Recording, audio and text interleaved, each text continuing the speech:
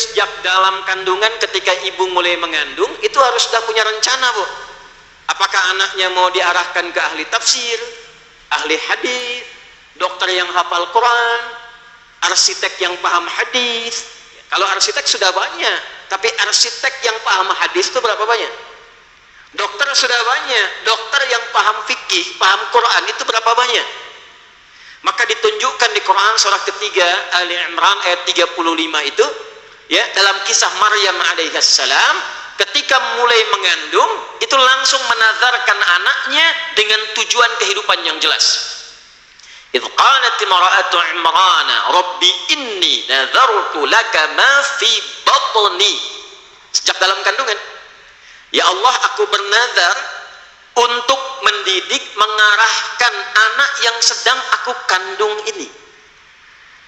Jadi nanti di Islam itu ada pendidikan untuk anak prakandungan, saat dikandung, masa kelahiran, masa tumbang tumbuh kembang, masa remaja, masa dewasa, sampai pernikahan.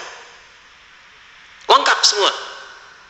Nah, sunnah nanti, sunnah tentang kandungan ini minimal diisi dengan doa, diteruskan muncullah kemudian tuntunan umum di Al-Quran surah ke-7 Al-A'raf di ayat ke-189. Minimal sudah ada doa.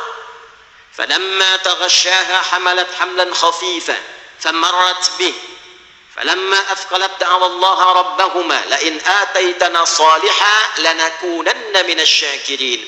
Minimal dalam kandungan itu kita sudah arahkan dengan doa, ya Allah, mohon minimal jadikan anak saya anak yang soleh. Tidak cukup dengan bapaknya namanya Pak Solihin, ya, kalau tidak diisi dengan doa dan arahan belum tentu anak ikut bapak. Karena Nuh pun alaihi salam soleh, tapi karena anaknya tak ikut arahan bapak, maka disebut oleh Quran innahu laisa min ahlik. Balik kembali.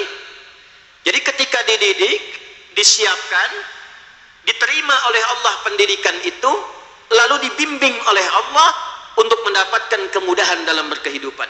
Jadi jangan dikira kalau bapak ibu menyiapkan anak dari sejak kandungan supaya dia dekat dengan Allah, itu dibiarkan begitu saja. Tidak.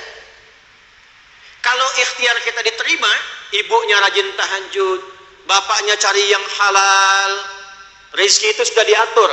Kita hanya diperintah untuk berikhtiar.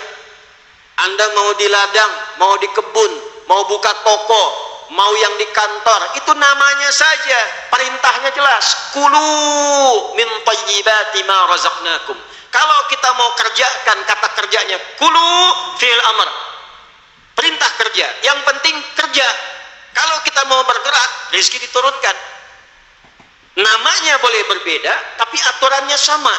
Ketika kita menuntut rizki kepada Allah, mengikuti perintah Allah dengan berikhtiar, maka rizki dicurahkan. Bapak cari yang benar, cari yang halal, ibu tingkatkan ibadah, diterima oleh Allah. Perhatikan jawabannya. Ali Imran ayat 37-nya. Fataqabbalaha rabbuha biqabulin hasanin wa ambataha nabatan hasanah. Fataqabbalaha, maka ikhtiar orang tua yang ingin mendekatkan anaknya dengan Allah, dari sejak kandungan rajin baca Al-Quran, rajin tahajud, ayahnya cari nafkah yang halal, yang dimakan halal, dengan niat supaya anak itu diridhoi oleh Allah. Maka diterima ikhtiar orang tua itu oleh Allah. Wa ambataha nabatan hasana. Anda tidak akan capek merawatnya karena Allah langsung yang mengatakan, saya yang menjaga pertumbuhan anak itu dan mengirimkan rezeki untuknya. Jadi kalau sudah begitu, dititipkan pada siapapun, Allah rawat. Wa kaffalaha Zakaria, yang rawat Nabi Zakaria, tapi ayatnya belum selesai. Kullama dakhala 'alaiha Zakaria al-mihraba wajada 'indaha rizqa. Qala ya Maryamu anna laki hadha. Perhatikan kalimat yang keluar di lisannya. Qalat huwa min 'indillah. Innallaha yarzuqu man yasha' bighairi hisab.